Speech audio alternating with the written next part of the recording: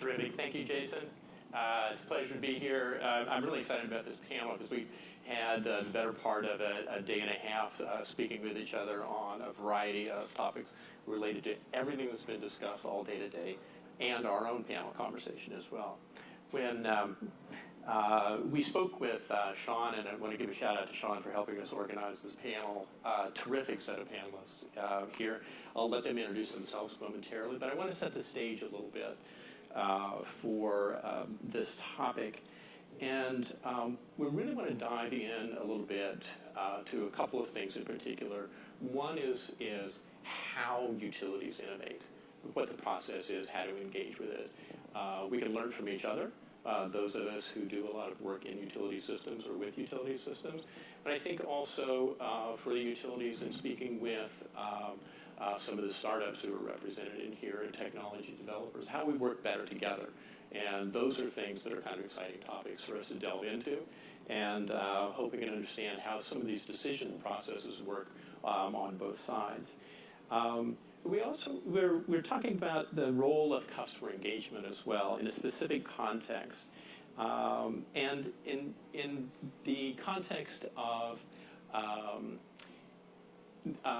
climate-driven resilience is one of the things that we're looking at.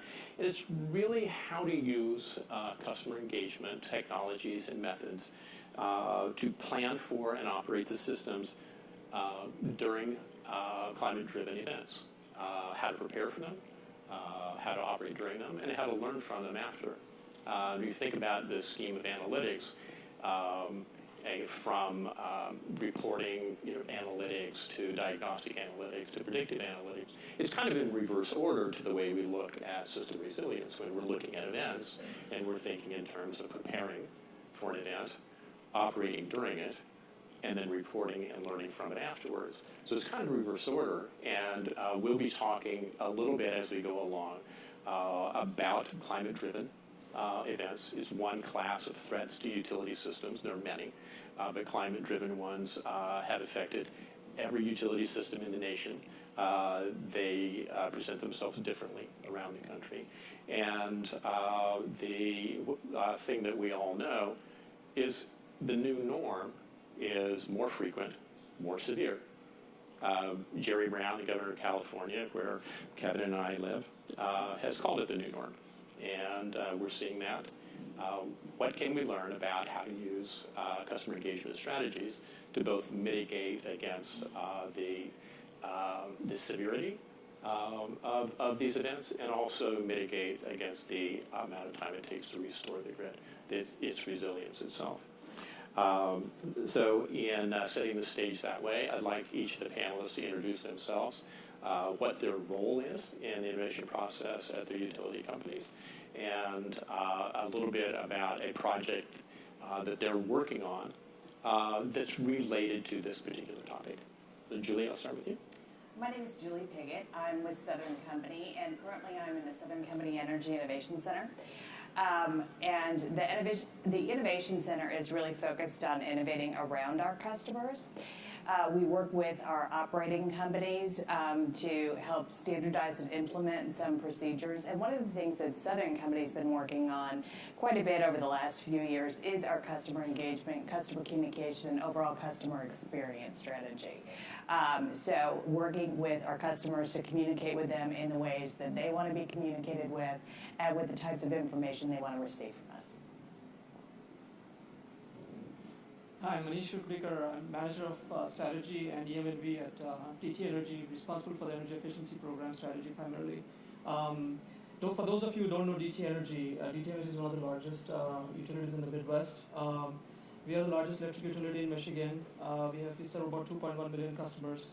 And we also have a gas utility called DT Gas, which we serve 1.3 million customers.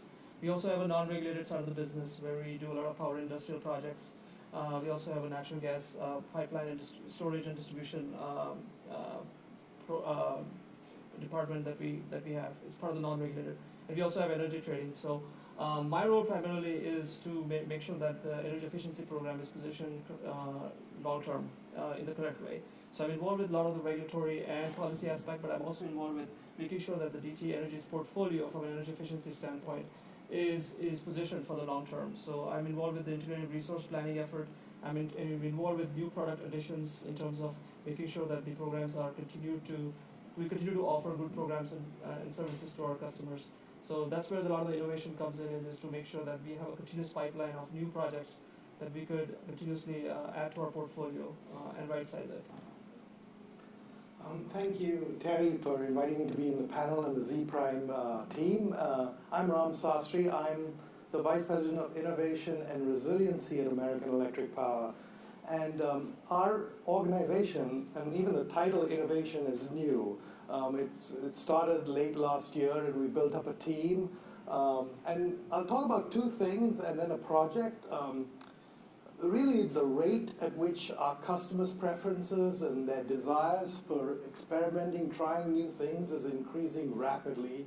There's also that desire for control and information. And this goes when things are working normally and they just want to know how they can interact with our system and with the information we have about them. And then if we do have a weather event or we do have an outage, their desire now to get information much faster, much more accurately is years ahead of what it used to be maybe 10 years ago. And somebody said this earlier in the panel, we can't look at our industry in isolation because our customers frame their contextual setting based on all the interactions they have with airline companies, with Amazon.com, with everyone else that they interact with, and they don't understand, well, why can't you tell me my power is out? Why can't you tell me when it's coming back? Why couldn't you have prepared me? Why couldn't you tell me I needed to go to a hotel?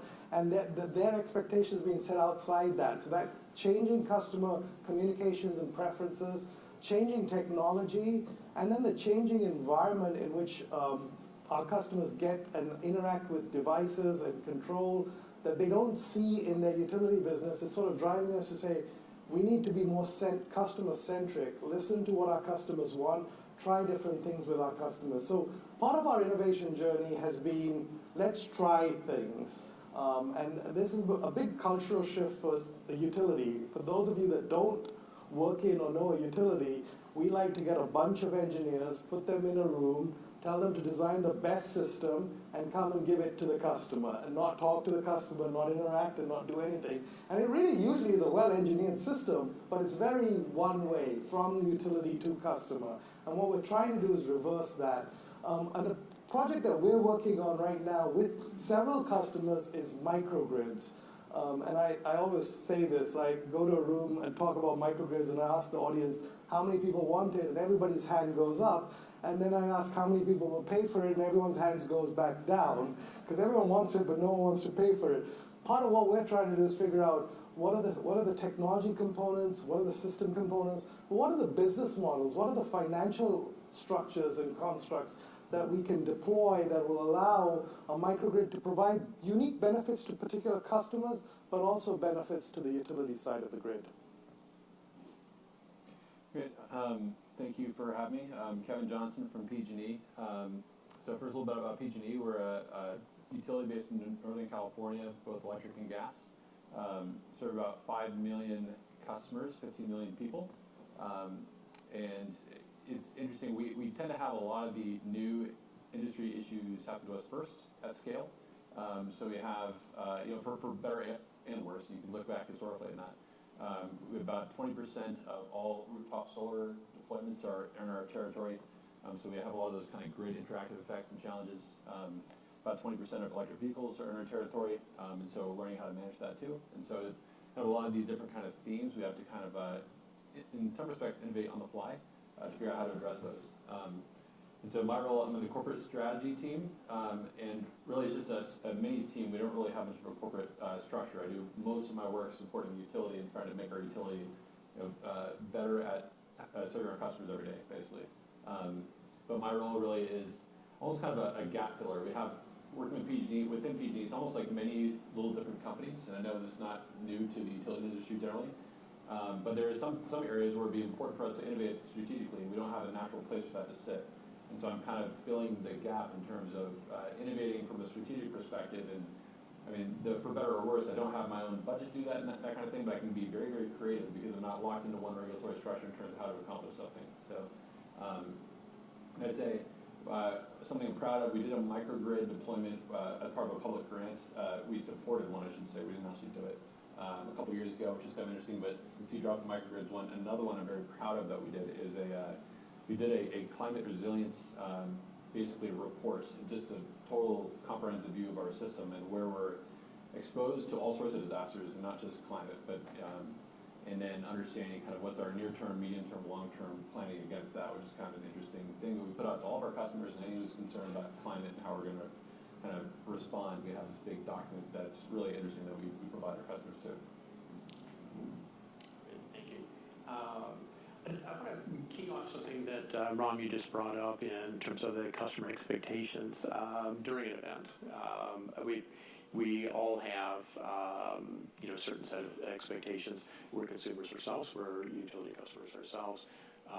And we work in businesses that are also consuming. And we've come to get a certain set of expectations for all of our lifeline services, utility services, but first responder services, health services, information about roadways and where I can drive and where I can't drive. And I wanted to ask a general question of all of you, knowing that you all have very sophisticated outage management systems. They've evolved significantly in the past several years. There's been consolidation within those systems, and they're talking to other systems outside of the utility. And I wanted to ask you just to address what are some of the things specifically in the context of information that you're getting from your OMS, and how are you pushing that to your customers? How are you using that to engage with your customers leading up to an event and during an event? So there's a consistency of messaging across different platforms that they might be listening to or tuned into. And Ram, I'll pick on you and ask you to start off, but I'd like you each to give us some insights on what you're doing within your systems. Sure, happy to. It's a journey for us. The advent and proliferation of smartphones everywhere gives our customers an awesome device to take a picture where lines are down or poles are disrupted and send it back to us. And they're more than happy to do it to give us those pictures. The question we had to decide is, so how do you integrate all that information with the outage management ticketing system and the work package creation system? And actually, for wires down, it's been we've figured out a way to integrate that unstructured customer-derived data so that it helps us prioritize where to go.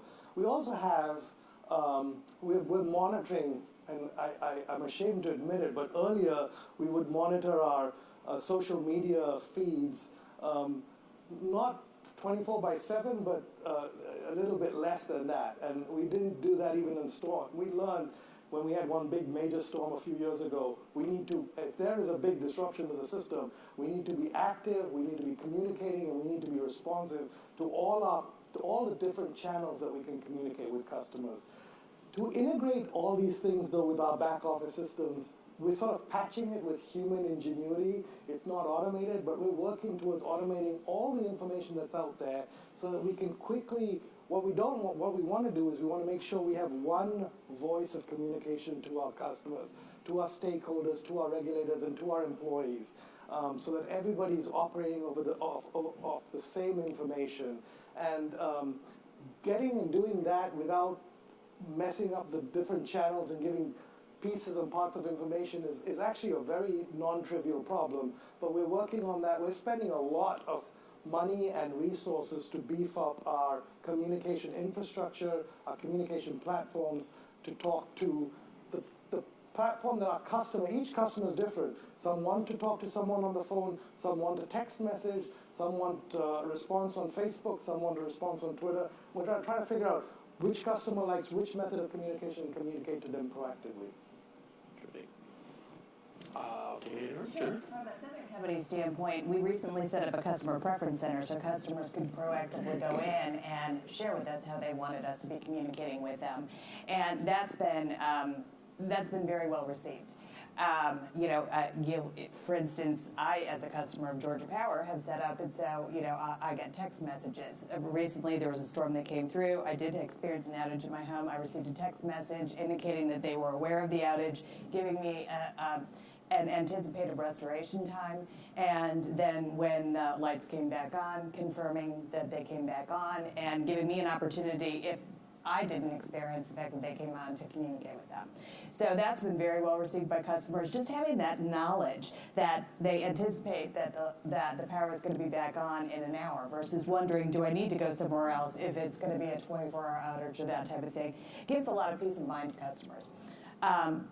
But we also similarly monitor social media and use social media as well as traditional media to put proactive messages out there if we anticipate an event.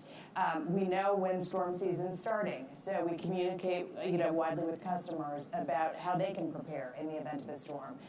Recently, we just this week, we experienced a tropical storm that hit the Gulf Coast. And so again, putting some preparatory messaging out there for customers to help them prepare for that, and then using those vehicles to communicate the status of the network so customers understand it and are aware of what's happening. So we have something similar at DT as well. So we have the outage map. So every time there's a storm, we proactively communicate to our customers. We also shows where the outages are and how they're being restored, so they can also get a sense of how the utility is working with them to sort of restore power. They can also report loss of power, or they can also report like a down wire, and then we immediately tell them the restoration time. This is managed by the DT mobile app, so that's the primary use. As Ram said, we want to leverage the fact that there are so many smartphones out there, and that combined with the DT Insight app, which we just launched, which gives you real-time information about your energy consumption, which is a very powerful tool. So customers can also use that app to get their restoration times now. So we are using multiple devices, channels to be able to then communicate the messaging, including social media. So very similar. But one thing we do differently about DT Energy is we actually, when there is a storm, the employees volunteer their own time, and they're there when there's a down wire. So we're actually there, DT employees are there in person, watching that down wire, and actually communicate with the customers and proactively give them guidance on when this power might be restored, or what to do, how to keep themselves away from harm. So that's something unique that we also do. So. We're similar. We have an ongoing campaign to try and get our customer contact information. So when they call into the call center or they log in, if they haven't logged in for a while, then we ask them to make sure we have the right information. And then if we need to communicate with them for an outage or anything else, what's their preferred means of communication, so text, email, or voice. And then if there is an emergency, if we can kind of see it coming, or it's a high-risk situation, then we'll try and contact them with 24 hours notice, like, hey, here's some things we want to do to prepare. And so and sometimes if we need to, we can blast all 3 channels at the same time just to make sure we're getting the message out to people when it's needed. I'll stop there for now. Okay. Kevin, can you give us an idea, in California, a big system like yours, very diverse urban, rural populations, very diverse economy. What portion of the customer base do you communicate with digitally? And of those, how many through mobile apps? And I have to ask each of you to just give us a sense of what are the digital communications and how many mobile. I don't have any percentages, but I know it's a shockingly high number that still actually go to our retail stores to pay their bills. Unbanked customers, either because they actually aren't creditworthy to have a bank account, or they don't want to be on the system, or they're not allowed to do because they're growing products that may not be valid. So we have a very large actually portion that does not. But I'm going to make up a number, so the problem is I'll be making it up. But I want to say it's over 50% that we are digitally communicating with now. I think on the low end, but I'm not positive. Ron? I would say, and we've been frankly surprised, because we look at the app downloads and paperless billing, as all, you're comfortable with that kind of mode of communication. And demographically, there are certain sections that don't like it, and we know that. But the uptick hasn't been as high as we have expected. We're probably 25% digital uptake and 75% non-digital. We're trying to move more people there. 1, it's faster. 2, for us, it's much more efficient operationally. But at the end of the day, we have to meet our customer where he or she wants to be met. We're trying all sorts of things. We try to sweeten the. You might win 2 tickets to a Buckeyes game or something, and banks do this. Everyone's doing this to try and drive people to the digital channel, which is a more secure, a more efficient method of communication. For some reason, because I talk to people anecdotally, and they are digital on other areas, but their utilities are not, and I don't really understand why. But so I think the trend is increasingly digital, but again, to Ram's point earlier, I think it all depends on the customer. We did a project some time back where we were looking at, okay, what are the different segments we have? We were able to segment our customers. And there are certain segments that prefer their communication in a certain way, with the kind of messaging. So it's about reaching out to those customers in their preferred manner or mode of communication, and with the message that they would like to hear. So one of the segments we had was affluent greens, which was a while ago. So those customers are usually the more wealthy, I would say, or more green, environmentally friendly sort of customers. So they would prefer the digital media as a channel, and that's how they would like to receive notification, but not so much on the other side of the spectrum. So it all depends on the extent to which you know your customers. I think that you can tailor the message and the channel of communication accordingly. So Using both traditional and digital means. Exactly. Yeah. We're also seeing an uptick in digital. I think over 30% of our customers are now paying their bills online, and we've had a recent kind of push towards that. We're pushing our customers more towards the digital channel because, again, it's more efficient, and in the end, they seem happier with it. We also had many customers that were coming to our local offices to pay their bills, and we closed many of our local offices. But before we did that, we set up alternative payment locations. So if they weren't comfortable paying their bills digitally, they could pay it at Walmart, where they're going to be anyway. If they're going to the Georgia Power local office, it's specifically to do a Georgia Power transaction. And in the end, they're happier being able to take care of multiple transactions in a place that they're going to be anyway. So again, we're seeing a lot more movement towards the digital space. Some of it we're pushing, some of it it's the customer that's doing it, but in the end, the customers seem more satisfied once they're there. But we're still trying to keep multiple lines of engagement open for customers so that we're communicating them in the way that they're most comfortable. I'd like to turn the discussion just slightly to a little bit of how you manage the innovation process itself. You've each talked about some of the projects that you've done recently that are engaging customers differently, and we just said how much of the population is not yet digital, and the drive in pushing them. But assuming that you've landed on some sort of innovation that you would like to use to engage with customers differently or better or more efficient for the purpose of resilience, just assume that for a second. How do you go about managing the innovation process from the ideation process? Is it all internal? Do you solicit ideas from outside? And I imagine that there's a range of different answers among the panel here about how you manage that and how you work with external partners, whether they're vendors or other outside third parties that might be a part of the stakeholder community. And Manish, I'll pick on you first this time. Sure. So one thing you need to know is that utilities are risk-averse by nature, but they want to innovate, that they're hearing the message, and there's different players in the industry, and the change is rapidly evolving. So utilities are slowly getting the message that there is a place for us in the future, and we need to seize that opportunity right now to be able to play a role in this future. So what it comes down to is that innovation happens in different pockets. In the utility industry, I can speak for my utility. So DG Energy. So for instance, let's talk about energy efficiency for a second. So the DG Insight app that I was telling you earlier about is just an app that talks about if you have AMI if you have a smart meter, this app syncs to your smart meter and tells you how much energy you've consumed, and it gives you 60-minute interval data. Going forward, if you have the Energy Bridge, which we also launched, it's a pay-for-service kind of a plan where for the first 6 months, the bridge is free, but then we charge 99 cents per month going forward. So when you have that bridge, suddenly now the customers are able to get real-time energy data, right? So how did that happen? Well, we started with design thinking. We hired a firm called IDEO initially. We did some design thinking about what the customer experience journey would look like. So we all sat in the room along with the experts from IDEO, and we sat down and we sort of mapped out the many different experiences that customers have dealing with DT energy, not just from a energy consumption understanding perspective, but in general, right? What are the different ways in which utility customers engage with utilities? So we did that, and then we found an area where there's a gap, right? There's a communication gap where customers could react to, well, why am I seeing a high bill, right? What do I do about it? So would there be an app that says, okay, here's how much you're consuming at any given point in time, and if there is a spike in your bill, here's why. And with the bridge, you're able to now see, where is exactly this coming from, right? Because you're able to see in real time, in like 60-second intervals, where the energy is being consumed, and you can take some action in real time. So that's an example of innovation that happened at DTA, a real use case. But then, in terms of how we think about innovation, we always look for something that has been proven. That's just the way we are. We look for some things that has been proven out there.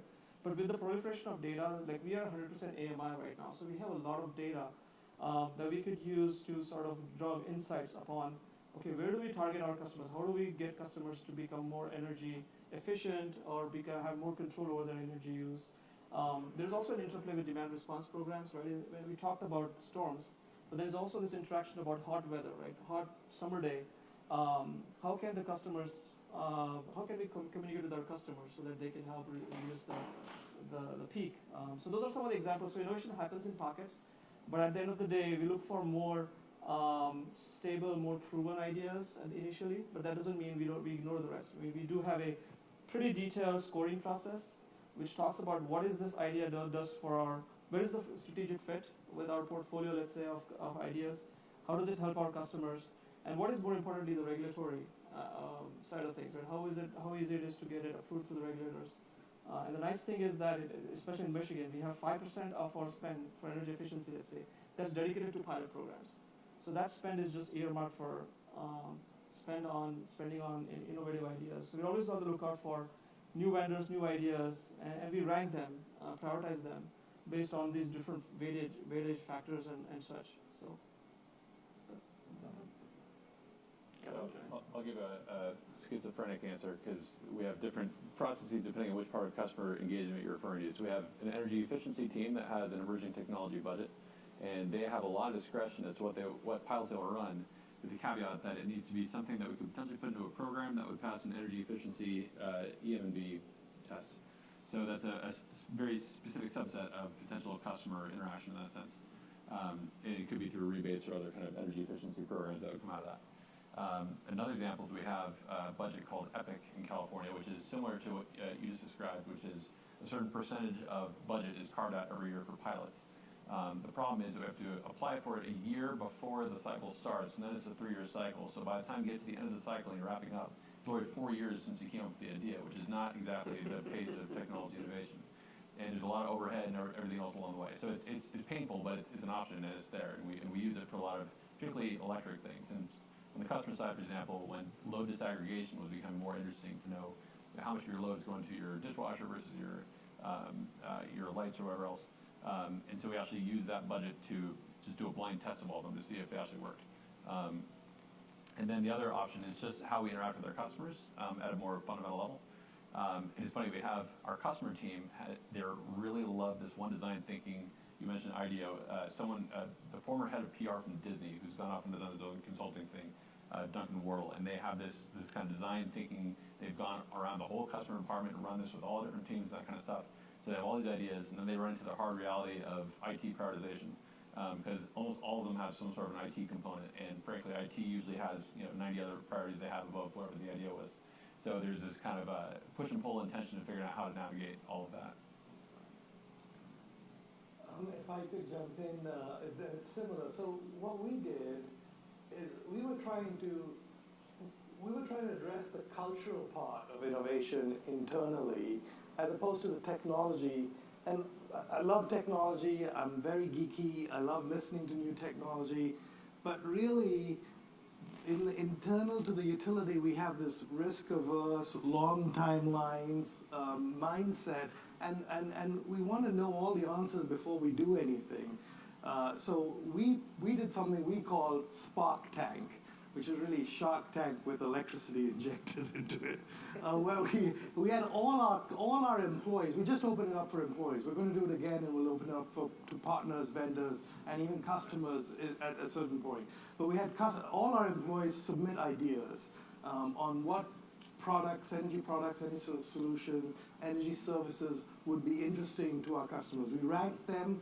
We had actually people ranking each other, and we picked 8 winners, and our CEO gave a prize to the top 3, and we took those and actually showed people, so out of the 8 things that we picked, 3 or 4 actually we went live, we did it, we learned from it.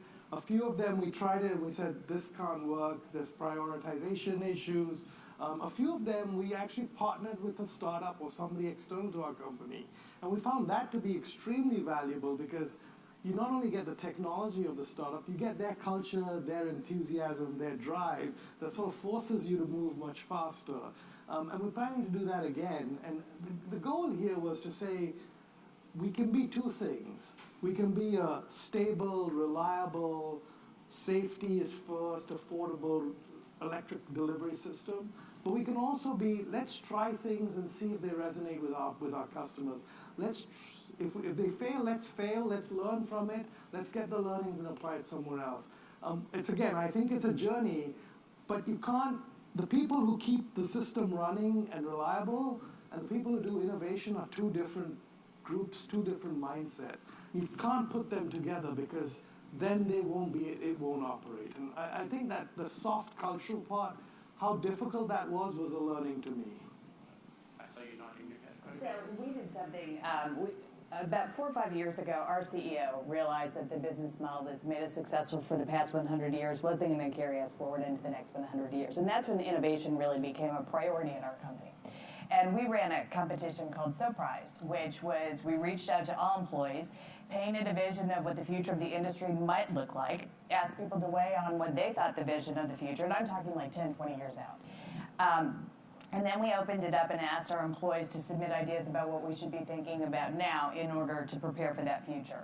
And we were blown away by the engagement. Over 40% of our employees participated in the competition, and you could participate by submitting an idea, voting on an idea, commenting on ideas. We received almost 1,000 ideas. We were hoping for 100 to 150. And the engagement was mind-blowing. We also we ended up choosing 6 that got to go to, we didn't call it a Shark Tank because we wanted it to be nice, but those employees were able to present their ideas to the most senior executives of the company and pitch to them why this should move forward or not. And all 6 of those ideas were approved to move forward into proof of concept or pilot. But of the almost 1,000 ideas that we got, we evaluated over 300 of them. Even though they may not have been winning ideas, they might be good ideas for the company. And over 100 of those have been implemented in some way, shape, or form. Now, that isn't to say that they were implemented exactly the way the idea was submitted. Many of them pivoted based on the needs of the business or piloting something and realizing that that doesn't quite work. And that's become a regular process now. We've been using that same platform, and that's become part of our culture because that competition actually highlighted our need for an innovation center because 3 of the winning ideas had a natural place to go and be developed in our R&D group. 3 did not, and we realized our operating companies were not the place to pilot and incubate ideas. So that's what resulted in us standing up an innovation center. But we are trying to promote the need for all employees to be innovative. And that doesn't mean that they're going to come up with the next great product or game-changing evolution for the company, but they needed to be looking at doing their job in a more effective and efficient way. So a big part of my job is promoting a culture of innovation and introducing tools and processes to allow people to look at their job and how they do it slightly differently. Terrific. I want to tie together a couple of comments that I've heard here, partly about utility culture. I think for some of the startups and the developers in the room, understanding that thought process might be a little bit different for risk-averse organizations. Not necessarily the people that are here on stage. some of the innovators within those organizations and tasked with that responsibility, but the culture of the organization itself is risk averse for a very good reason. It's public safety and public service very much in the forefront.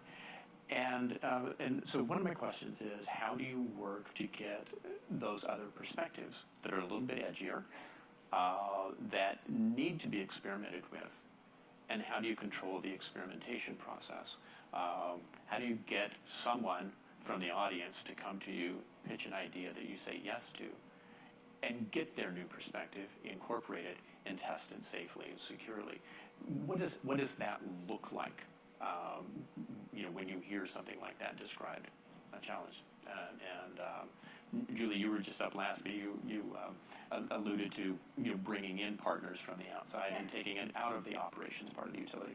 So Evan from Energy Impact Partners was on a panel earlier today, and that's one of the things that Southern Company has done. We're one of the founding members of Energy Impact Partners, and the goal there was to get strategic insights by investing in new technologies and partnering with other utilities in investments and identifying they might be operating in a different regulatory environment than we are. But then also looking to those businesses to see if they might be a solution to customer problems that we've identified, or if they might be bringing to us solutions to customer problems that we haven't yet identified. So we look very closely to Energy Impact Partners to determine how we might be able to meet the needs of our customers. I will say that we are a risk-averse company and are probably not going to take on something very early stage. We will want some proven success, some results, before we implement it or even pilot it commercially. However, we do have a dedicated R&D team. And our R&D team is really, they're very skilled at working with technologies, looking at how they might be able to break them and then improve them. So that would be probably where we would direct a more early stage startup to work with our R&D group and partner with them. And our R&D group partners with national research institutes and groups like EPRI, things like that. Anybody want to pile on top of that? Or? I just want to add that one thing we're trying to do with our executive team is to say it's okay to fail. And that's, again, not in our DNA, not in our culture. Failure is looked at as bad. But if you want to change and meet our customers are going to go where they want to go. Technology is going to enable them to do that. But whether the utility comes along with them or doesn't come along with them, or whether the regulator and the policy people come along or don't come along. The cell phone business is a great example of that, So we need to be able to try, and if you try 10 things, all 10 are not going to be successful. There are going to be failures. It's okay to fail. Celebrate it, learn from it. Don't fail all the time, but it's okay to fail sometimes. Fail carefully and safely. Yeah, and that's kind of where I was going to jump in. I think, it's risk averse for a reason, as you said. There's big economic risks, safety risks, all these kinds of things, and it's very efficient, at what it does for a reason. And so, if there are going to be changes, it needs to be a big scaled change, and you probably need to change standards, processes, potentially personnel, if you're going to change things at a more fundamental level. And there's a lot that goes into that, a lot of planning, a lot of change management that goes into that. So that part's hard. But to me, the key thing is to have a risk mitigation plan. So as long as you can keep the downside from being too low, and you're not sacrificing too much on it, then you can get more. I think you can make a better business case to try something new, if that makes sense. But it's really, how do you monitor that downside and make sure that the worst case scenario if this thing goes south, still you just pick up and keep going. I think I want to add is the processes that we have in the organization are naturally designed to be risk-averse, right? So while one group in the company might think like we should be innovating a lot, there could be, we have to bring everybody along. So I'll give you an example. Like one of the reasons is like supply chain, for instance, right? You have limitations on how much capital is. What is the financial health of the vendor, for instance? Or we have privacy issues. So the IT department is very clear on what vendors have, what kind of capabilities when it comes to protecting privacy. So for that to happen, what was just said, in terms of how we can innovate, I think it's very important to move the organization as a whole towards that, not one department feeling like one way and the other. So in some ways, it all has to happen together. The thing I'll say is too, there's always pockets of innovation almost everywhere. So like I feel like part of the job too, like for us on the stage, is like how do you get that soft network internally, where you know the right person to talk to in that one team who's going to be able to give you the answer that you need, or be able to try something on the side and not get in trouble for it. So like there's a whole soft way to manage all this stuff too that's less formal, I think, that's possible. Terrific. And I want to tie back, I think, just another little comment where we've got about 5 minutes or so, and that was related to one of the comments made about information that you receive during outage events, and some of that is unstructured data, the stuff that comes from customers, not utility systems. And in terms of culture and capabilities, I wanted to first find out, do you find that some of the staff in your organizations have a different way of thinking about structured and unstructured data? It's key to a lot of predictive analytics that are being developed in both outage management and in disaster response in general. But it's also key to personalizing the customer experience and the customer engagement process itself. So I guess it's a two-part question. Part of it is, do you find that your staff, your organizations think about it differently? And then how do you, as managers of innovative processes, manage that conversation internally and with some of your external providers to get the best from it? Kevin, you look ready to speak. Yeah, I mean, to be honest, I don't know how much we monitor social events for disasters. What we did do was put out a ton of different weather stations all across the territory, because we have a big territory and a lot of different microclimates. And so from a disaster standpoint, a lot of it is sensing earthquakes and fires, knowing when the situation is that it could happen. And then we have all sorts of other public service organizations that we have very close ties to. So if it's the fire department, and even we're actually fly planes a lot. We have a big aviation department. So oftentimes we're the first ones to see fires because we're in the sky and we can see them and then send it back. We do look at unstructured data in terms of understanding customer satisfaction, that kind of thing, to understand like why are customers thinking that we're really great or we're really horrible at any given time. And a lot of times you can trace that back from all this unstructured data that's out in the public, which is kind of interesting. So I know that we do have the capability and the interest in it, but I don't know if the outage management part, during the outages, I think a lot of it is we have information a lot of times before others, and it's how do we get it out? So local customer experience people actually who have localized Twitter accounts who then send out for just that local area, so it's not a whole PG&E thing at that point, to disperse it out. Yeah, and if I just add, our employees, field employees, service center employees, the back office employees, they're using unstructured data, using their phones and texting and emailing all the time, way more than they used to in the past. But we have a tough time, impedance mismatch for the electrical people, between the unstructured data coming in and our back office outage management systems, distribution management system, and our GIS systems. It doesn't fit nicely. But when we do have pictures, or our customers sometimes post pictures of a lineman working late, long hours, trying to get the line restored, the customer connection, the customer emotional connection is so much greater with a video or a picture or something that's unstructured than with a text notification. Your ETC, rest time to restoration, is so on. And we need to figure out a better way to integrate those things. They're two separate processes today. We use both structured and unstructured data, and sometimes it's like a pull and push system, right? You can only pull so much, but sometimes you need to get some push from the other side too, so you can understand what exactly is going on. So, but to Ram's point, I don't think it's a challenge. It's how to sort of marry the two, the structured and unstructured data, to sort of formulate your strategy. I don't think I have anything new to add. I would agree with everything that was already said. Okay. So we need to wrap up here in the next minute and a half. I want to give you each just a couple of seconds to say, what's the one piece of advice you would give to a startup with a good idea? How do they get their ideas to you that may help you solve some of these customer engagement solutions? Sure, I'll start.